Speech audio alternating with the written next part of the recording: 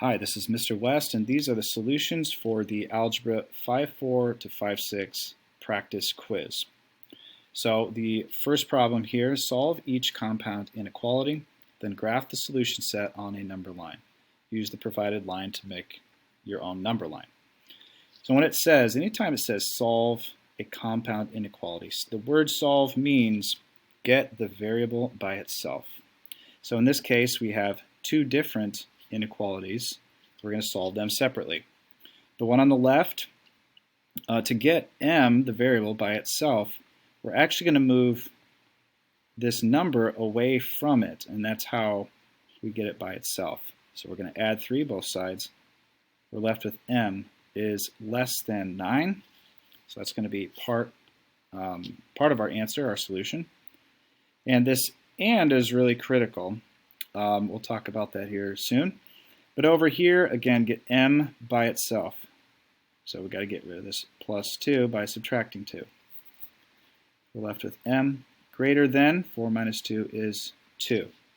So if you were to plot both of these things, we'll start here on the left. M is less than 9. Okay, and there's no what we call a chin under the inequality, so this is going to be an open circle at 9. And m is greater than 2. So if 2 is over here, because this is kind of the negative side, this is the positive side, or increasing and decreasing sides. But here, open circle, because again, no equal sign underneath. The and means that these are going to be connected directly.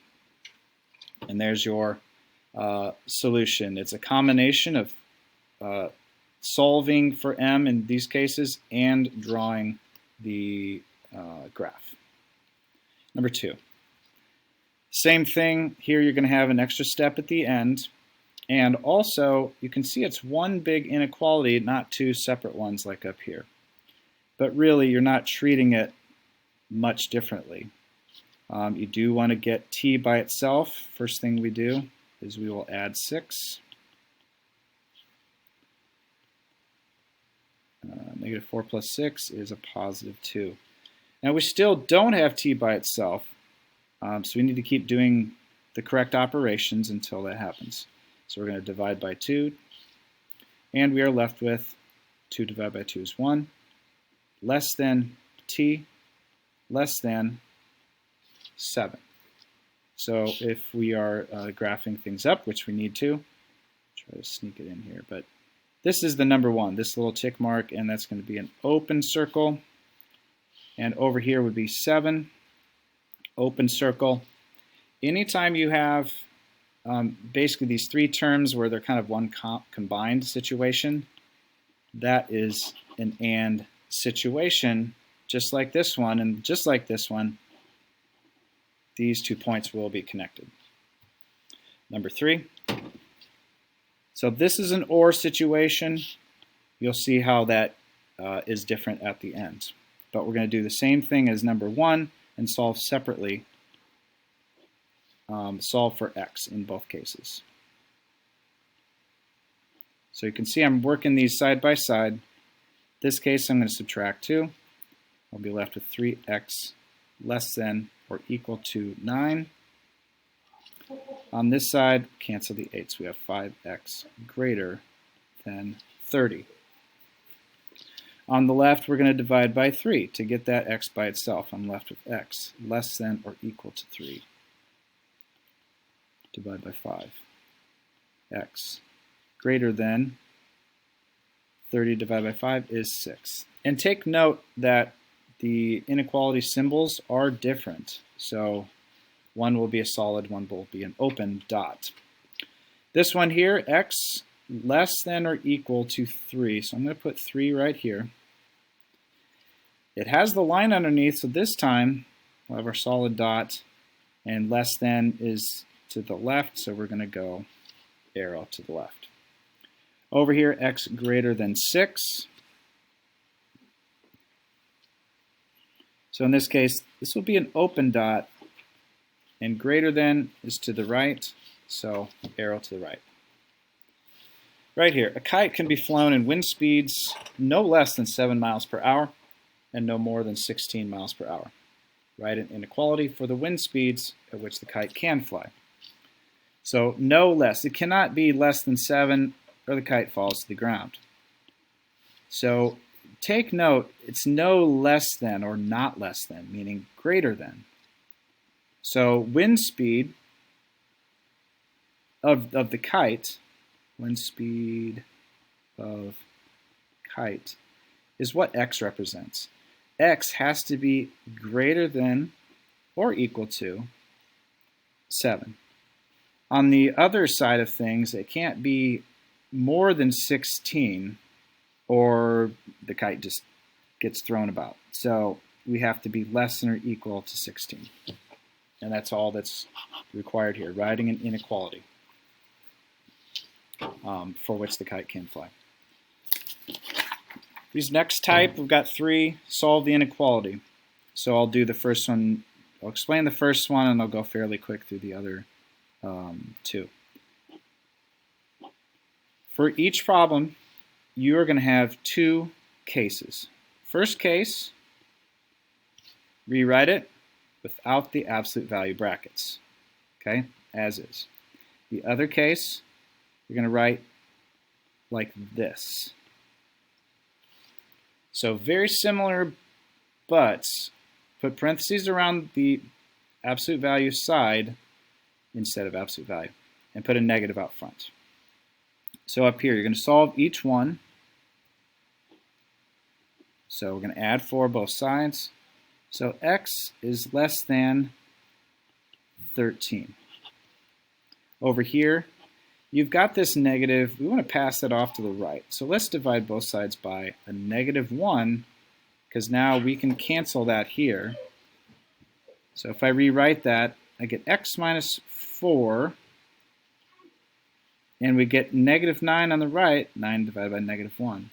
But since we divide by a negative, we have to flip that inequality around. These parentheses really don't mean anything, so at this point, I mean. So we're going to go ahead and add 4, get that x by itself, x greater than -5. Okay? So x is less than 13, x is greater than -5. It says solve, that's solving it. All right. So the first, actually do the first case underneath, 2c plus 3 less than or equal to 11. So we're going to subtract 3 both sides. And I get 2c less than or equal to 8. So we divide both sides by the 2 that's in front of c. c is less than or equal to 4. Now the next case, the other case, remember put the negative out front. 2c plus 3 less than or equal to 11. When you divide by -1, and these all kind of go the same way, 2c plus 3 is greater than or equal to -11. Subtract 3 both sides. This step will be the same for both. 2c greater than or equal to -14. And dividing by 2 is also the same step for each case. C is greater than or equal to -7. So combining these two, that is the total solution. 2b plus 1 greater than 7. 2b plus 1. Let's subtract 1 both sides. 6, 2b, divide by 2. So you can see with pretty much all these problems, when you're solving, you're using our rules that we can add, subtract, multiply, divide to clean up the problem and get the variable by itself. Up here, divide by negative. Do what we do here. Oh, we've got to change this. So this was facing this way, I divide by a negative. So now it should face this way. So I'm going to subtract 1. Oh, and I messed that up. That should be -7. Now I'm going to subtract 1, cancel. That should be 2b equals -8. 2b is less than negative 8. So if you divide both sides by 2, b should be less than negative 4. Okay, combine those two together, and that is your solution. Flip side. All right, number 8. So if you have the original practice quiz I gave you, these will look new to you. But I would you can come get a copy from me, or just add these problems to the bottom. There's not much to them. And I did hand these out in class, so most of you should have these additional questions. So here, and it's hard to see, but these are actually connected, and these go away. So how do you write inequality with absolute values? That's the key difference here. All right, so what you got to do, find the average of these 2 points. Okay, the average of 4 and negative 8, and the average is negative 2. If you want to do this by using your calculator or doing it by hand, take the first value, add to it the other value, and then divide by 2. So negative 8 plus 4 is negative 4, divided by 2 is negative 2. So that's the long way of doing that. So center value, what do you have to do to negative 2 to get it to 0? Well, you would add 2.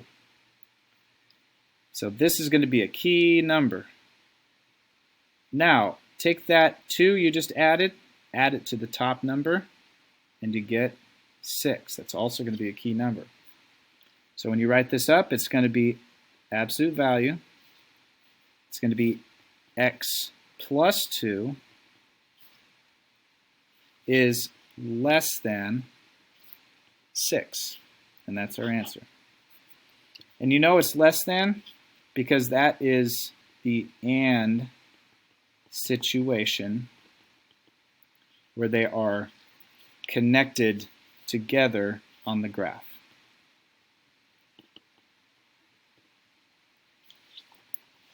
All right, right here, and you can see these are not connected together. So, oh, and I almost missed it. That is supposed to have a little equal sign underneath because those are solid dots. Right here, we are going to look at the center value. The center value is negative 2 again. So we would have to add 2 to get that to 0. Take the top number, add 2 to it, and you would get 8. So those are our key numbers. X plus 2.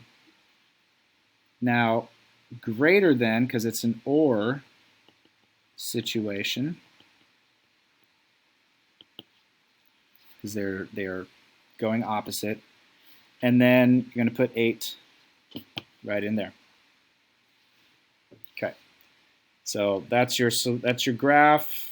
Well, the graph was given, but these are the solutions we're looking for, absolute value form there. Graph each inequality with appropriate shading. So y is less than x minus 3. We need y by itself. So guess what? It already is in this case. So we're going to use our normal mode of graphing when we have y by itself. We're going to use the y-intercept, which is negative 3. And we're going to use what's in front of x for our slope. Well, our slope is 1, because there's nothing in front of x, no negatives, which really means there's 1. So you're going to plot this point, negative 3. Go down, 1, 2, 3. It's down because it's negative. Slope is 1, which means it's up 1 over 1. Put a point. Up 1 over 1 point, up 1 over 1. So just connecting at a diagonal and appropriate shading. And last of all, let me come back. This should be dashed line, y dash, because there's no equal sign underneath. So it should be dashed. And y is less than this side. So you're going to be shading underneath here. Almost out of time, so here's the solution for number 11. You need to get y by itself. Move that 2x over So here you are going to shade above because it's greater than